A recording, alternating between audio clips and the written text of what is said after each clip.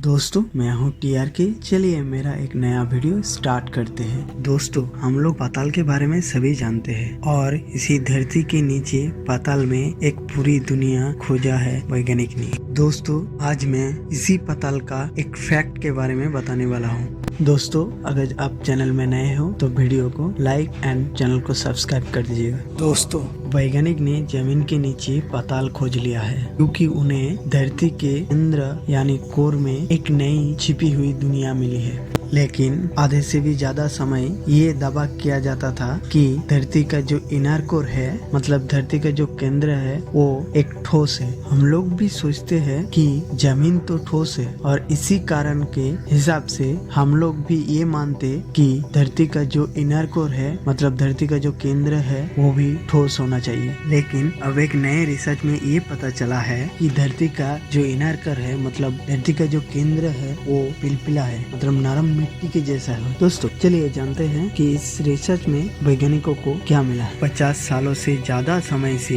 लोगों को यही बताया जा रहा है कि धरती का इनर कोर यानी केंद्र एक ठोस लोहे का गोला जैसा और इसके बाहर लिक्विड आउटर कोर है। लेकिन हाल ही में एक रिपोर्ट के अनुसार पता चला कि धरती का इनर कोर पूरी तरह से ठोस नहीं है। Journal physics of the earth and planetary interiors में प्रकाशित एक रिपोर्ट के अनुसार इनर कोर में कई जगहों पर थोड़ा नरम से लेकर तरल धातु की तरह है, यानी पिलपिला है। इंग्लैंड में स्थित यूनिवर्सिटी ऑफ ब्रिस्टल की सिस्मोलॉजिस्ट यानी भूकंप वैज्ञानिक जेसिका दर्बिंग ने कहा कि हम लोग जितना ज्यादा धरती का इनर कोर का अध्ययन कर रहे हैं, उतनी ही नए खुलासे हो रहे हैं। धरती का इनर कोर किसी बोरिंग ठोस लोहे का गोला जैसा नहीं है। हम धरती के केंद्र में एक पूरी नई दुनिया देख रहे हैं। हालांकि जेसिका इस स्टडी में शामिल नहीं है, लेकिन उन्होंने इस स्टडी को पढ़ा है। दोस्तों जेसिका ने बताया कि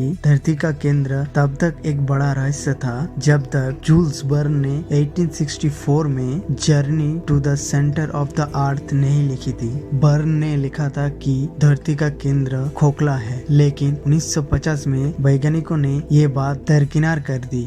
वैज्ञानिकों ने बताया कि धरती के केंद्र में भयानक गर्मी और दबाव है। ये इतना ज्यादा है कि यहाँ तक कोई इंसान या इंसान द्वारा बनाया गया कोई जान भी नहीं जा सकता। दोस्तों अब ये सोचने वाली बात है कि अगर हम लोग वहाँ तक पहुँच नहीं सकते तो उसके बारे में पता कैसे लगाएं। दोस्तों हमारे धरती में जो भूकंप आता है उसकी तरंगों को स्टडी करके वैज्ञानिक पता लगाता है। इन तरंगों के बहने का दो तरीका होता है। पहला जो सीधी रेखा में बहने वाली कॉम्प्रेशनल तरंगे और दूसरा लहरादार हल्के स्तर की तरंगे। इन तरंगों के बहाव के आधार पर लेयर बाय लेयर नक्शा बनाया जाता है, जैसे किसी इंसान का सीटी स्कैन किया जाता है और इसी लेयर बाय लेयर जो ग्राफ आता है उसी से वैज्ञानिक इनर कोर का अंदाजा लगाता है। हवाई इंस्टीट्यूट ऑफ जियोफिजिक्स एंड प्लैनेटोलॉजी के भूभौतिक विज्ञानी रेड बटलर और उनकी टीम ने ये खुलासा किया है। रेड बटलर ने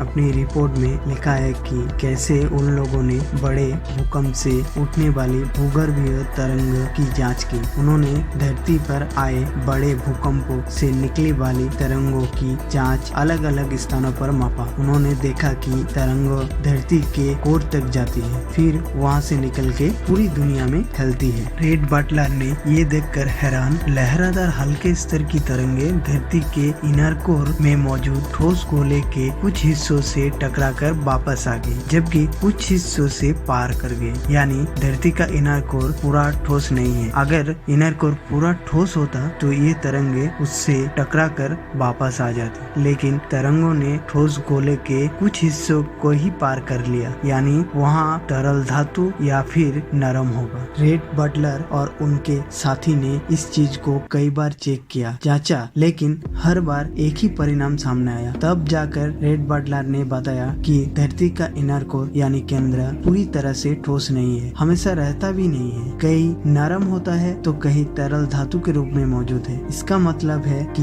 इनर कोर के अंदर धातु ठोस, तरल और नरम तीनों रूप में मौजूद है। ये एक अलग ही तरह की दुनिया है जिसके बारे में वर्षों बाद पता चला है। रेड बटलर ने ये भी बताया कि इससे भविष्य में धरती के चुंबकीय क्षेत्र को अध्ययन करने में काफी मदद मिलेगी। थैंक यू दोस्तों, वीडियो अगर अच्छा लगा तो लाइक, शेयर एंड सब्सक्राइब कर दीजिएगा। मिलते हैं दोस्तों अगले वीडियो में।